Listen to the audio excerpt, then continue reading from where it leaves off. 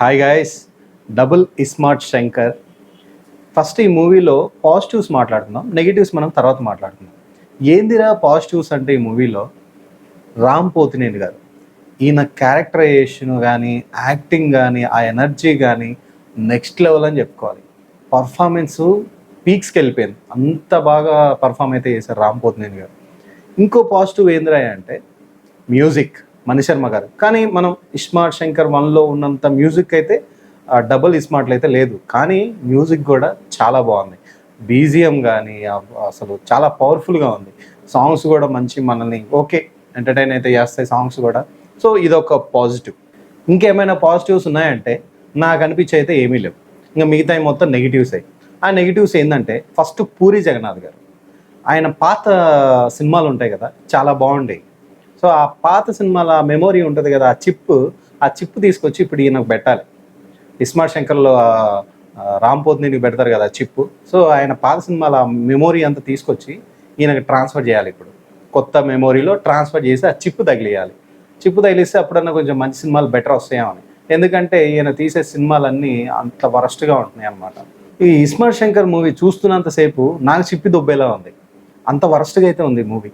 First half నుంచి ending దాకా ఒక్క సీన్ అన్న ఇది బాగుంటుంది, ఇంత ఇంట్రెస్టింగ్గా ఉంది అనేదే లేదు. కామెడీ ట్రై చేశారు అలీగాడ్తో, లిటరల్లీ నాకైతే వరస్ట్ అనిపించింది. ఏం కామెడీ అది, అలీగాని మధ్య మధ్య సీన్స్లు అన్నీ తీసుకొచ్చి ఒకటే గెటప్ ఉంటుంది, ఆ ఒకటే బెటర్ రొట్ట కొట్టుడు కామెడీ పెట్టి ఎండింగ్ దాకా సాగొట్టాడు పూరి జగన్నాథ్ గారు. అయితే ఒక 1 or 2 సీన్స్ ఉంటాయి, అలీ గారు కొంచెం బెటర్గా నవ్విచ్చారు అని మనకు అనిపించిద్ది అంతే.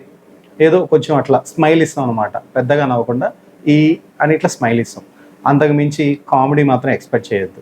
అండ్ సేమ్ పూరి జగన్నాథ్ గారు రొటీన్ రొట్ట కొట్టుడులాగా మదర్ సెంటిమెంట్ ఏదో ఒకటి పెట్టారు. సో అది కూడా అంతగా వర్కౌట్ అయితే అవ్వలేదు. అన్నీ రొటీన్ రొట్ట కొట్టుడు ఆయన సినిమాలు చాలా చూశాను. సో అదే సెంటిమెంట్తో మళ్ళీ మదర్ సెంటిమెంట్ పెట్టి ఏదో చేయాలనుకున్నారు, ఏదో చేశారు. దీని స్టోరీ లైన్ ఏందయ్యా అంటే ఏం లేదు. ఇస్మార్ట్ 1 శంకర్ చూసారా, సేమ్ యాజ్ టీజ్గా అంతే ఉంటుంది. దాంట్లో చిప్పు, దీంట్లో మెమొరీ ట్రాన్స్ఫర్ అంతే. ఆ మెమొరీ ట్రాన్స్ఫర్ ఏమవుతుంది, అసలు ఎందుకు అవుతుంది, ఎందుకు చేయాలి మెమొరీ ట్రాన్స్ఫర్, దానివల్ల ఏమవుతుంది హీరోకి. సో దాన్ని బట్టి ఈ సినిమా అయితే తీశారు. మీకు కూడా చూసినంతసేపు మెమొరీ ఏమన్నా పోయిద్దేమో, దొబ్బిద్దేమో, చిప్పు దొబ్బిద్దేమో అనిపించింది. ఇంకోటి ఏంటంటే ఈ మూవీకి ఏ సర్టిఫికేట్ అయితే రేటింగ్ ఇచ్చారు, ఏ సర్టిఫికేట్ అంటే 18 years ఎబోవ్ వాళ్ళే చూడాలి. సో నిజంగానే 18 years ఎబోవ్ వాళ్ళే చూడాలి, ఫ్యామిలీతో మాత్రం చూడకండి, చాలా ఇబ్బంది పడతారు. ప్రతిదీ డబుల్ మీనింగ్ ఉంది, వల్గారిటీ ఉంది, ప్రతిదీ డబుల్ మీనింగే. ప్రతి ఒక్కడికి అర్థమవుతుంది ఆ డబుల్ మీనింగ్. ఇంకా ఈ మూవీలో బిగ్ విలన్ ఎవరంటే సంజయ్ దత్. ఈ సంజయ్ దత్ ఫైట్స్ ఎలా ఉన్నాయంటే ఒక ముసలాయన్ని కర్రిస్తే కొట్టమంటే ఎట్లుంటుందో అలా ఉంది భయ. ఫైట్స్ ఆయనకైతే సరిగ్గా సెట్ అవ్వలేదు. అదే రామ్ పోతినేని గారు ఎక్సలెంట్ పర్ఫామ్ అయితే చేశారు. సంజయ్ దత్ గారికి కొంచెం ఏజ్ ఎక్కువైపోయింది కదా, సో ఆయనకు కూడా కొంచెం గ్రాఫిక్స్ ఏదైనా వాడి మంచిగా పెట్టాల్సి ఉండే. ఒక ముసలాయన్ని కర్రిస్తే ఎలా కొడతాడో అలా కొట్టాడు భయ ఈ మూవీలో అయితే. కానీ సంజయ్ దత్ గారికి నెక్స్ట్ లెవెల్ ఎలివేషన్ అయితే ఇచ్చారు. దాంతోపాటు ఆ బీజిఎంకి, ఆ ఎలివేషన్కి, ఆయన గెటప్కి చాలా సెట్ అయింది. ఎక్సలెంట్గా అనిపించింది ఆయన ఎలివేషన్స్ అయితే మాత్రం. అండ్ ఈ మూవీకి పెద్ద ప్లస్ పాయింట్ ఏంటంటే మ్యూజిక్. మణిశర్మ గారు చాలా బాగా మ్యూజిక్ ఇచ్చారు, కానీ ఇస్మార్ట్ 1 శంకర్తో మాత్రం ఎక్స్పెక్ట్ చేయొద్దు. దీంట్లో కొంచెం తగ్గినట్టు అనిపించింది, కానీ బీజిఎం మాత్రం తగ్గలేదు, నెక్స్ట్ లెవెల్ ఉంది. దానికన్నా కానీ నెక్స్ట్ లెవెల్ అనిపించింది నాకు బీజిఎం. సాంగ్స్ పరంగా మాత్రం అంతేం అనిపించలేదు. మనకైతే వినడానికి బాగుంటాయి, కనీసం మన చైర్లో కూర్చున్నప్పుడు కూడా వాటిని చూసి ఎంజాయ్ చేస్తుంటాం. అంతేగాని స్టోరీ అయితే ఎంజాయ్ చేయలేం. పెద్ద రాడ్డే, గుణపం లాంటిది, గడ్డపార తీసుకొని దింపారు.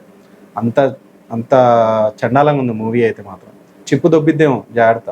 ఓవరాల్గా ఈ మూవీ అయితే మాత్రం రొటీన్ రొట్ట కొట్టడు రెగ్యులర్ స్టోరీ లాగా మూవీ అయితే తీశారు. సో ఈ మూవీకి అవుట్ ఆఫ్ 5కి నేను ఇచ్చే రేటింగ్ ఒక 2 ఇస్తాను భయ, అంతకంటే ఎక్కువ వేయలేం.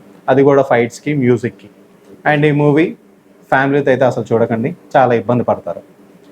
సో ఇది అండి రివ్యూ. ఈ రివ్యూ మీకు నచ్చితే లైక్, షేర్ అండ్ సబ్స్క్రైబ్ చేయండి.